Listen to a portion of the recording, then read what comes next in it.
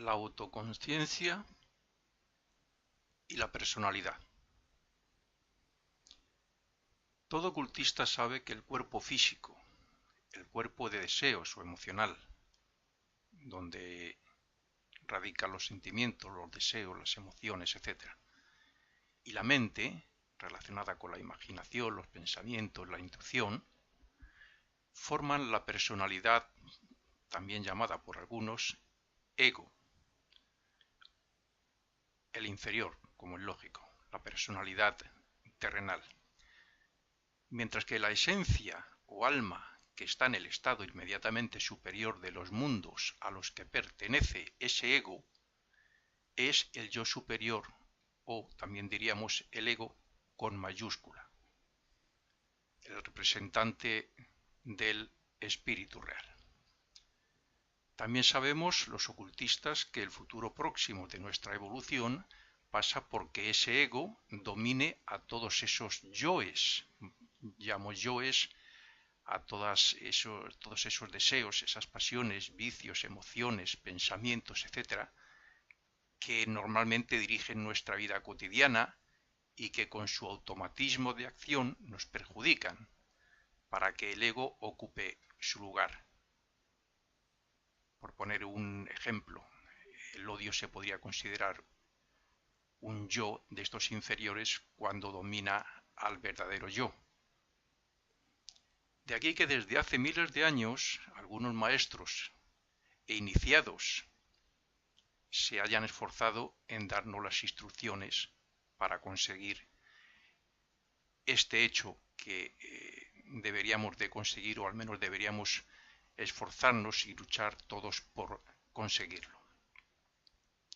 En definitiva, se trata de conseguir separar la conciencia de la mente y del cuerpo de deseos para así actuar como un observador de los mismos. A primera vista esto parece un poco raro, pero si dejamos de pensar y nos autoobservamos de una forma expectante, veremos que anulamos todo lo demás para sentir que simplemente somos. Para diferenciar el ego inferior del ego o yo superior, el uno del otro, y para así tener más claro de lo que hablamos, vamos a llamar nuestro cuerpo al conjunto formado por el cuerpo físico, por el cuerpo de deseos emocional y por el cuerpo mental o mente razonadora. ¿Por qué hacemos esto? Pues primero, porque el cuerpo físico como tal no es real. Y segundo, porque esas partes que forman nuestro cuerpo o personalidad, incluyendo la vida, como es lógico, están compenetradas entre sí, entre ellas mismas. El cuerpo físico es una percepción de sus propios sentidos y nosotros, como mente, solo percibimos lo externo y lo que, según su grado vibracional, alcanzan a percibir los ojos. Sin embargo, no percibimos la verdad que reside en lo interior. Así es que el cuerpo físico no es lo que aparenta ser, no es físico, ni líquido. Es un conjunto de átomos vibrando en el vacío, pero que, sin embargo, está vivo. Como campo energético vibracional, indica que podemos adentrarnos en el cuerpo para trascenderle y así saber verdaderamente quiénes somos y conocernos más allá de los deseos, de las emociones y de los pensamientos.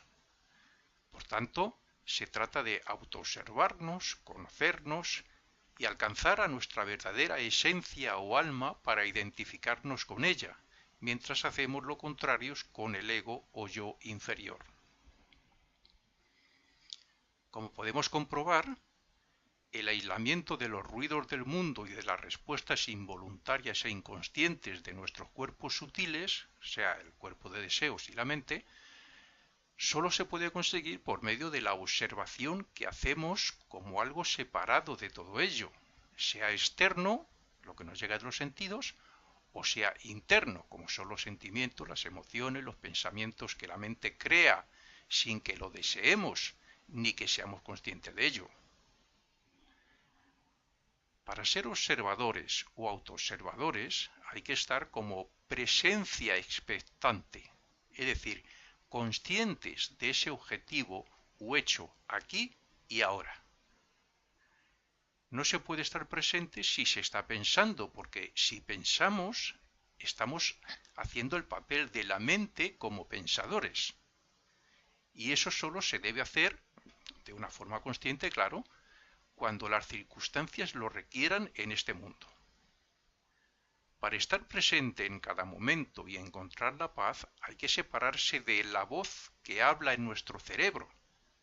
Es necesario que no haya identificación con la mente, y mucho menos que nos dejemos llevar por sus constantes creaciones mentales e identificaciones con el mundo material que intenta dominarnos. Cuando conseguimos que esa voz cese, percibimos una sensación de plenitud y bienestar que bien podríamos definir como la vida misma en nosotros. Por tanto, estar presente en cada aquí y ahora es contactar con el flujo de la vida a través de lo que observamos o prestamos plena atención. Es, en definitiva, estar presentes como conciencias o como seres autoconscientes. En este estado de conciencia y de libertad se puede disfrutar de la vida de otra forma a lo conocido, porque la satisfacción no es física. Pero esto no ocurre gracias a aquello que nos sucede, sino al estado de autoobservación y conciencia que hemos alcanzado. No hay que confundir el estar presente voluntaria y conscientemente con la concentración, porque esta es mental, la concentración es mental y se practica con un objetivo, que es el dominio de la mente, al fin y al cabo, mientras que la atención u observación plena es relajada, no tiene objetivo y solo hace que estar atenta en cada momento o situación. Cuando practicamos esta atención plena, nos podemos dar cuenta de cómo la mente está siempre en las cosas del pasado o proyectando hechos hacia el futuro, pero casi nunca en el presente o aquí y ahora. Prestar plena atención a cualquier cosa es entrar de lleno en lo que ese instante contenga o muestre, pero sin utilizar a la mente. Cuando llevamos esta práctica hacia el interior de nuestro propio cuerpo, nos convertimos en un observador o presencia silenciosa, en una esencia, a diferencia de la mente que es un cuerpo o forma. De la mente proceden las identificaciones con el mundo físico y con lo interior o exterior, pero con la plena observación, o sea, lo que es la consciencia, lo que hacemos es observar las formas sin identificarnos con ellas, lo que por otro lado también ayuda respecto al desapego, al egoísmo y al materialismo. Así podemos observar lo interno, o sea, la actividad emocional y mental, los estados de ánimo, las circunstancias externas, etc., pero sin identificarnos con ellas, y mucho menos sin que nos dominen. El observador silencioso es conciencia, y por eso no está implicado en ese hacer constante de sensaciones, emociones y pensamientos. Él es un no hacer nada y a la vez un simplemente estar plenamente atento. El observador silencioso no es ningún yo, es la presencia o conciencia que percibe sin identificarse con nada, ni con el yo inferior.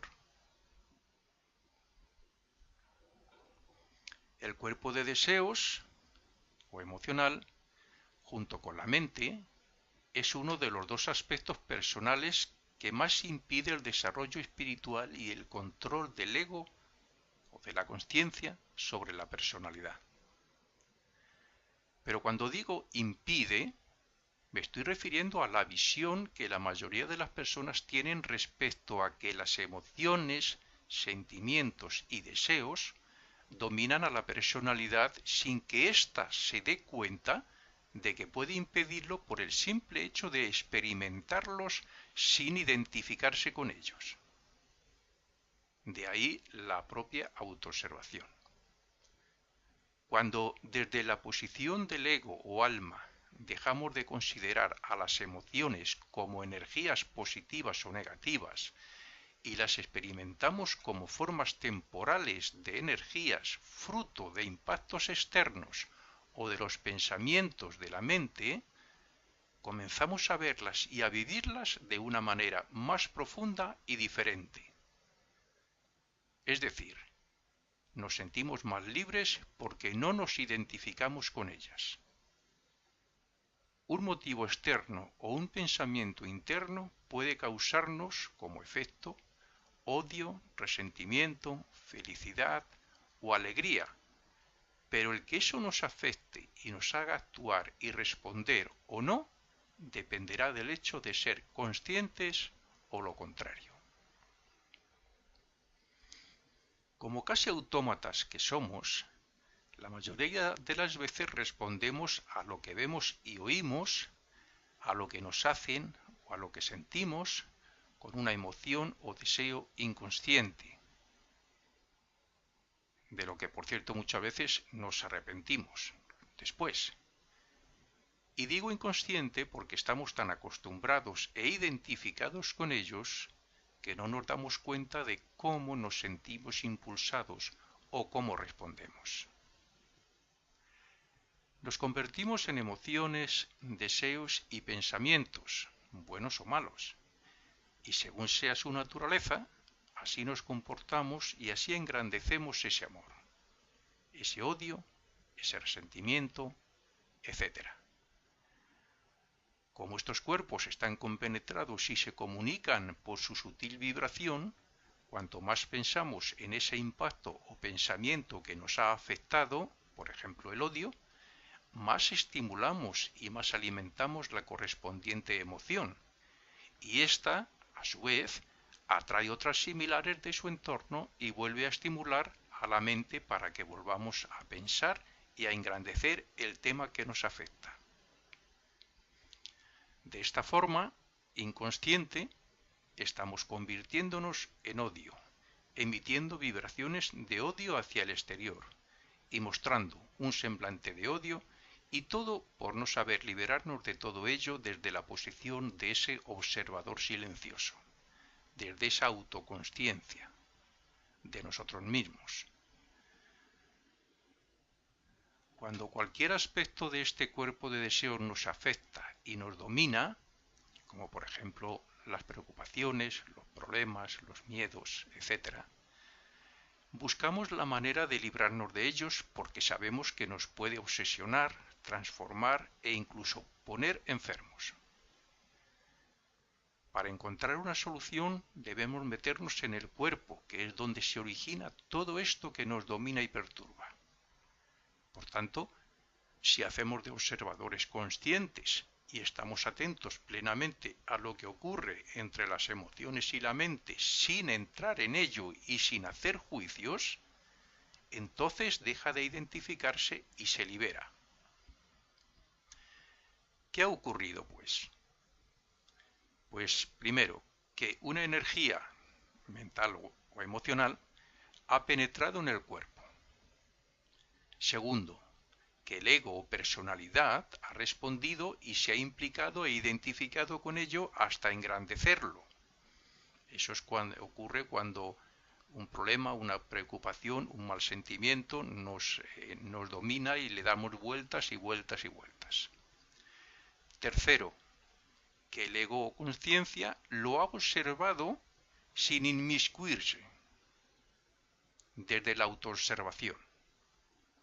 Y cuarto, y último, que ha desaparecido y la persona se ha sentido libre y en la más completa calma. Ante un caso como este, se trata de observar atentamente y sin pensar para dejar ser a lo que sea. Dejar ser eso que nos afecta. puesto que nosotros no hacemos nada. Esto hace que se interrumpa la conexión entre el cuerpo de deseos y la mente, entre la emoción y el pensamiento. Emoción o mal sentimiento o lo que sea y la mente. Así, trabajando desde fuera del problema o cuestión, dejamos de actuar según la influencia de esos cuerpos y dejamos de sufrir por esa falta de liberación que nos ahoga. Somos libres de elegir una acción u otra. Si nos metemos entre la emoción y el pensamiento, nos veremos dominados y transformados, salvo que sepamos utilizar la mente voluntaria y conscientemente para resolver físicamente el asunto. Pero eso no evitará el sufrimiento interno. Puede ser una simple preocupación o el hecho de intentar resolver un problema al cual no dominamos. Mientras que si hacemos de observador silencioso y consciente de la situación, dejaremos de estar dominados por la emoción y el problema para siempre, y después encontraremos la solución física más fácilmente. Hagamos una prueba. Cuando algo nos preocupe o nos cause malestar, en vez de hacernos uno con ello por medio del sentir y del pensar, hagámonos conscientes en ese mismo momento, en ese aquí y ahora, y olvidándonos de ello, centrémonos sin pensar en la respiración interna del cuerpo. O bien, cuando eso que nos causa malestar está presente, observémoslo sin entrar en él, ni juzgar ni hacer nada. En ese momento, ¿qué nos queda? Una imagen y poco más. Pero no hay preocupación ni sufrimiento por dicha emoción o por dicho problema o por dicha preocupación. ¿Y todo por qué? Pues porque la presencia del ser, nuestra autoconsciencia, nuestra presencia como ego superior en ese presente o ahora es más fuerte que el problema que haya. Las emociones son parte de la naturaleza animal y humana. Por eso debemos reconocerlas, sentirlas y experimentarlas para poder evolucionar. Sin embargo, no son ellas las que nos hacen mal o nos separan unos de otros. Es la ignorancia de saber lo que verdaderamente somos, la ignorancia de identificarnos con ellas y aumentar su poder, la ignorancia de que una vez dominados por ellas actuamos como ellas, y la ignorancia de no saber librarnos de su dominio y ser nosotros, como presencia o como esencia espiritual, quienes dirijamos nuestras vidas. Así es que, ante las pruebas de la vida y ante la posición de la personalidad, lo mejor es interiorizarse y observar atentamente sin inmiscuirse o perderse en el hecho observado, sin identificarse ni luchar. Así se suele encontrar la solución que procede de la conciencia.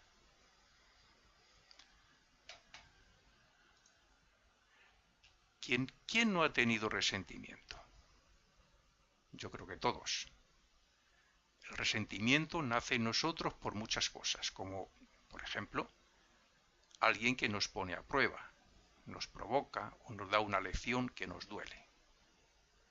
A veces estamos resentidos con nosotros mismos y otras, nuestro resentimiento hace que culpemos a otros de lo que nos ocurre o de nuestras responsabilidades, pero, de cualquier forma, el resentimiento se vuelve contra nosotros haciéndonos sufrir a la vez que contagia, a través nuestro, a lo que nos rodea. El único refugio donde podemos librarnos de él es en nuestro interior. Y la mejor manera es en el momento en que ocurra, en el aquí y ahora o momento presente. Todo es cosa de práctica, pero lo cierto es que el resentimiento se disuelve y que, aun haciendo lo mismo que antes, algo ha cambiado y ya no sufrimos. Es como si algo en nuestro interior nos hiciera comprender que debemos aceptar las cosas y los sufrimientos, con la diferencia de que cuando se acepta ya no hay sufrimiento y nos sentimos libres.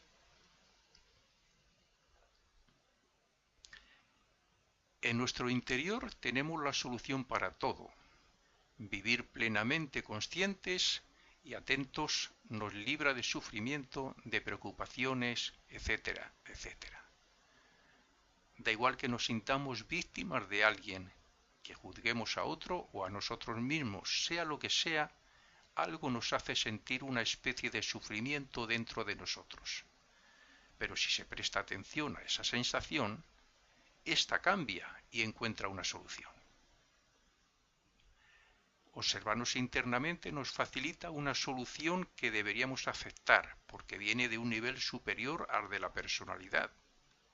Pero cuidado, no debe transformarse en sentido de personalidad y de forma inconsciente, como solemos estar casi siempre. La solución debe ser consciente para que lo personal no nos vuelva a hacer sufrir.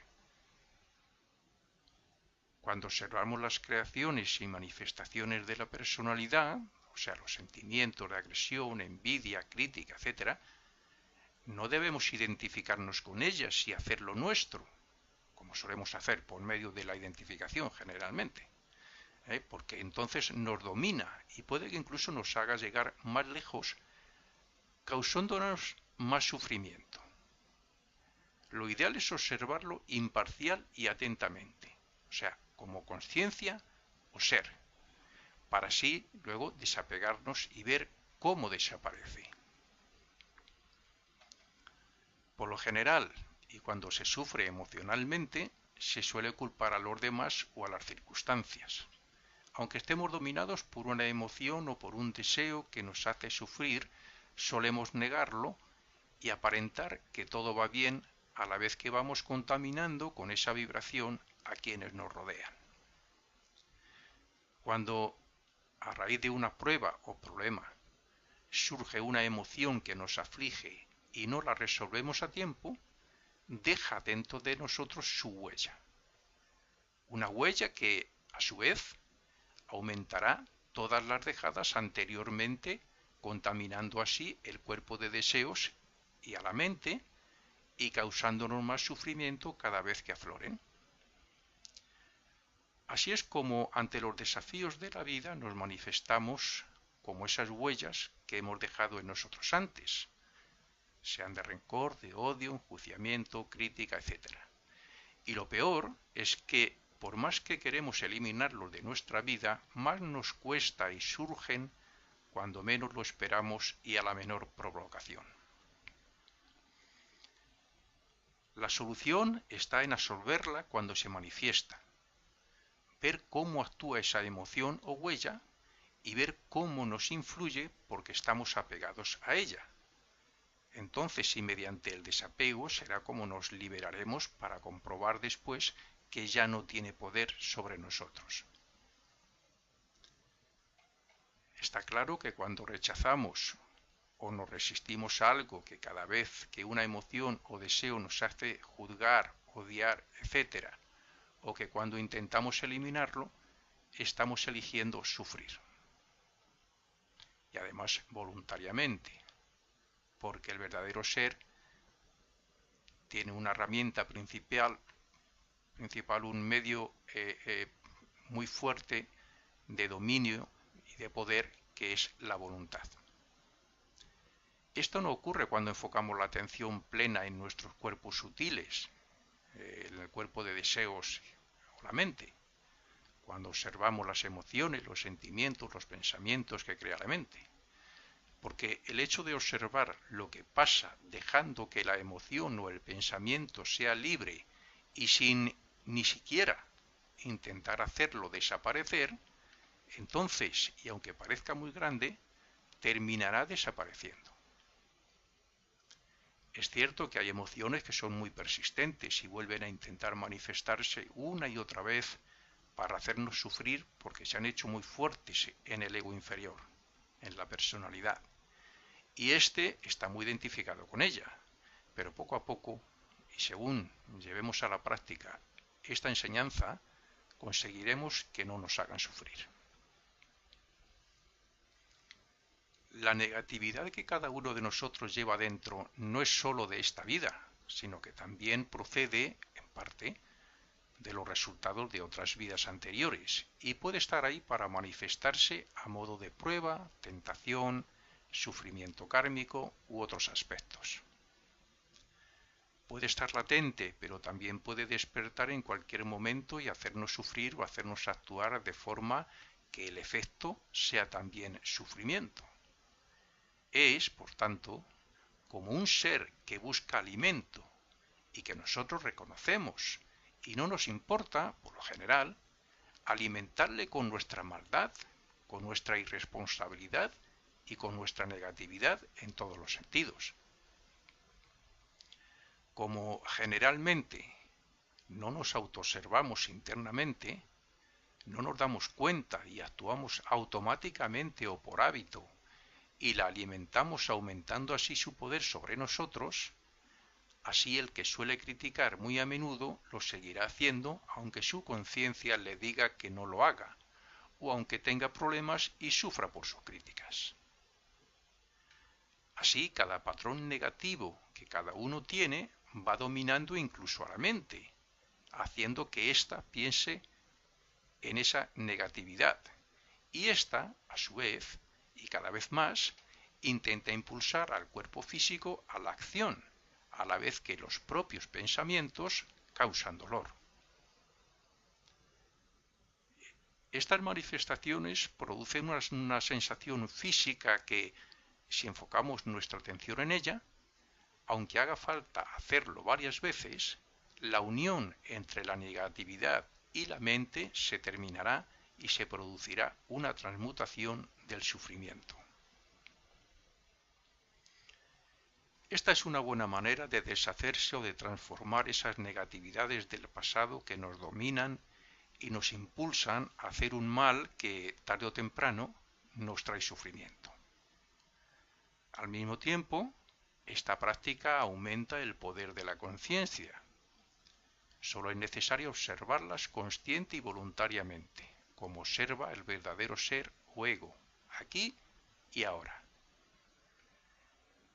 En esta práctica la conciencia es imparcial, no se inclina por el bien ni por el mal, no excluye la luz ni la oscuridad.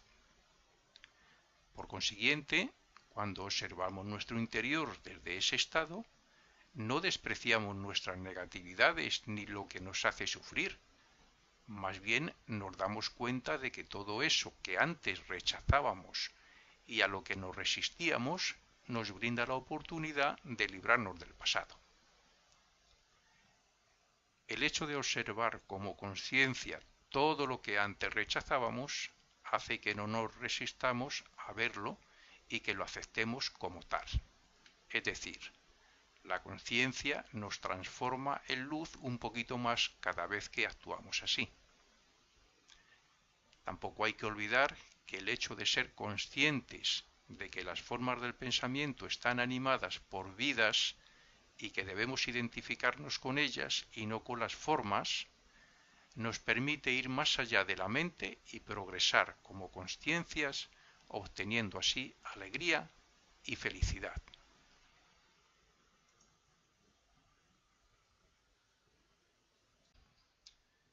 También sabemos los ocultistas que el futuro próximo de nuestra evolución pasa porque ese ego domine a todos esos yoes, llamo yoes a todos esos deseos, esas pasiones, vicios, emociones, pensamientos, etc., que normalmente dirigen nuestra vida cotidiana y que con su automatismo de acción nos perjudican, para que el ego ocupe su lugar. Por poner un ejemplo, el odio se podría considerar un yo de estos inferiores cuando domina al verdadero yo. De aquí que desde hace miles de años algunos maestros e iniciados se hayan esforzado en darnos las instrucciones para conseguir este hecho que deberíamos de conseguir, o al menos deberíamos esforzarnos y luchar todos por conseguirlo. En definitiva, se trata de conseguir separar la conciencia de la mente y del cuerpo de deseos para así actuar como un observador de los mismos.